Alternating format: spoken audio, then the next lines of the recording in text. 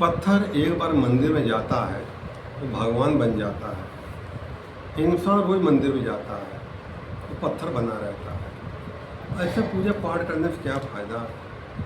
पूजा पाठ करने से अगर इंसान के भीतर दया, ममता, करुणा, क्षमा, प्रेम अगर उदय नहीं होता है तो उसका सब पूजा पाठ करना बेकार होता है। बहुत लोगों में देखता हूँ, बहुत पूजा पाठ करते हैं, घंटा हिलाते हैं सब है, लेकिन बुरे कर्म करते हैं, बुरी भाषा का प्रयोग करते हैं, छोटे बड़े के लिहाज नहीं करते हैं, सब बेकार है। भगवान तो प्रेम का भूखा है। भगवान ने कभी कहता है तुम मेरी पूजा पाठ करो, मेरे लिए व्रत रखो, भगवान कभी नहीं कहता है। भगवान तो कहता तुम अच्छे कर्म करो, वही मेरी असली सच्ची पूजा हमारी है। अच्छा जो कर्म करता है वो है, भगवान सदा उसके साथ रहता है। दूसरी बात है, भगवान की बनाई कायनात से जो प्रेम नहीं करता है, भगवान कहते हैं वो मुझसे प्रेम नहीं करता है। किसी भी जीव की सेवा करना ईश्वर की सच्ची सेवा है, परमात्मा की सच्ची इबादत ही है। तो दया गुण है। जो दयालु प्रवृत्ति का इंसान होता है, किसी दुखी देखता है तो उसकी हेल्प करता है। उसका जो स्वभाव है, जो नेचर है, वो उसकी मदद करने के लिए बेवस कर देता है। कोई गलत आदमी है, जो चमारा कोई गलत आदमी गलत काम करता है, गलत अवसर मिल जाता है, जो कर चुके अवसर मिल जरूर कर लेगा।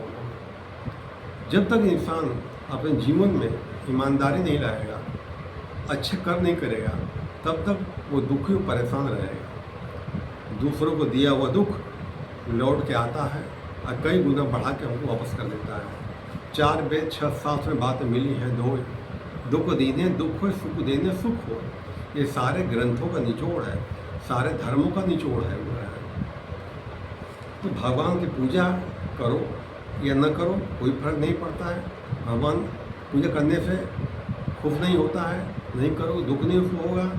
भगवान केवल हमारे कर्म देखता है हमारा, और उसका हमारा अपना भाव देखता है, किस भाव से कर रहा है।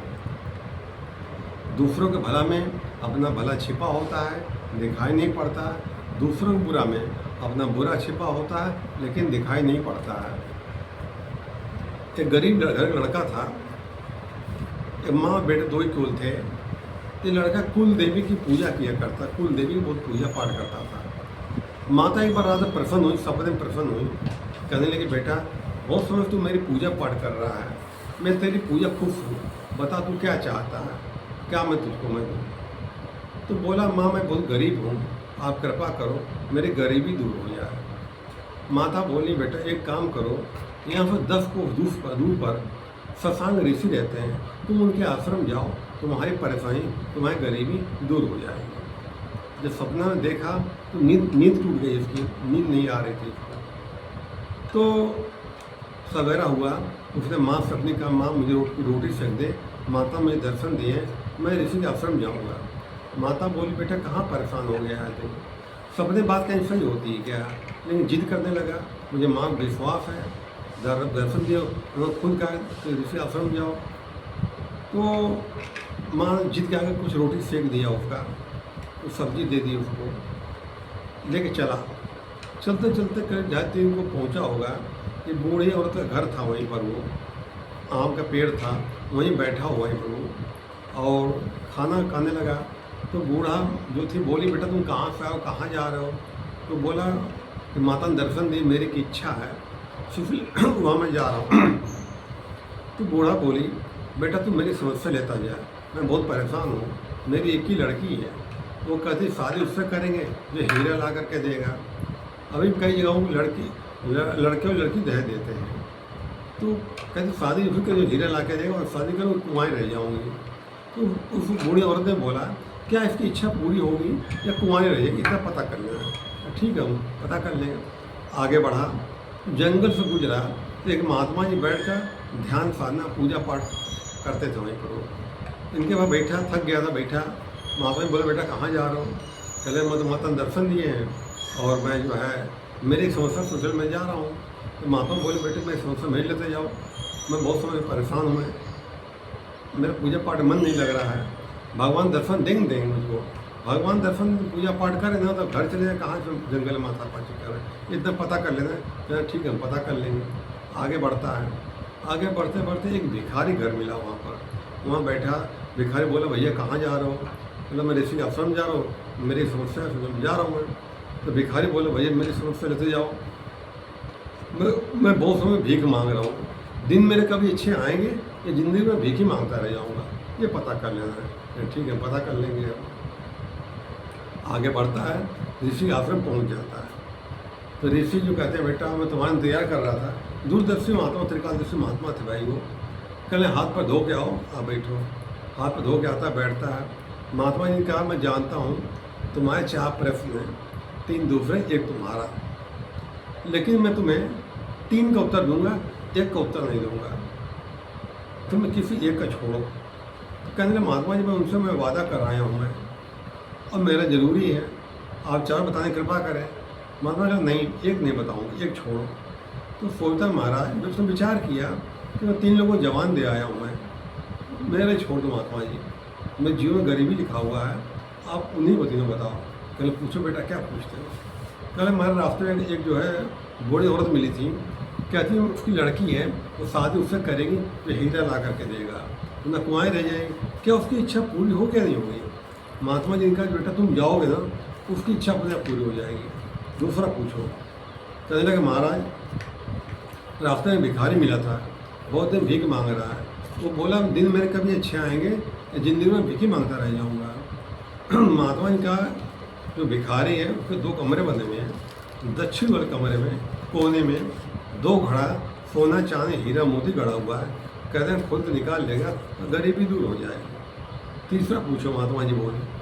कहले महाराज रास्ते में एक जंगल महात्मा जी तपस्या बहुत समय पूजा पाठ कर रहे हैं, भगवान दर्शन नहीं देंगे उसको, क्या उनका होगा? तो महात्मा जी ने बोला कि जो उसमें बैठा हुआ पूजा पाठ कर रहा है, किसी समय हीरो का व्यापारी था, उसके बाद अब एक हीरा पड़ा हुआ है, वही उसको बेचैन करते रहता है। उसके अंदर अहंकार है कि कुछ है मेरे पास, अभी एक कारण मन नहीं लग रहा, और जब तक हीरा रहेगा तब तक उसकी पूजा पाठ सफल नहीं होगी, उसका ध्यान भटक रहा होता है कि कुछ है मेरे पास। तीनों उत्तर हो गए, अभी चला नहीं, उदास हो गया कि सबका हो गया, मेरा काम हुआ। दूर से आए भी, मन में उदासी थी, उदास स्वभाव खाई भी। तो जब पलटा वहाँ से तो पहले भिखारी घर मिला। भिखारी बोला, भैया पूछा, तुम? उसने कहा, महात्मा जी कहा तुम्हारे दक्षिण वाले कमरे में 2 गढ़ सोना चांदी हीरा मोती गड़ा हुआ, तो निकाले गरीबी दूर हो जाएगी।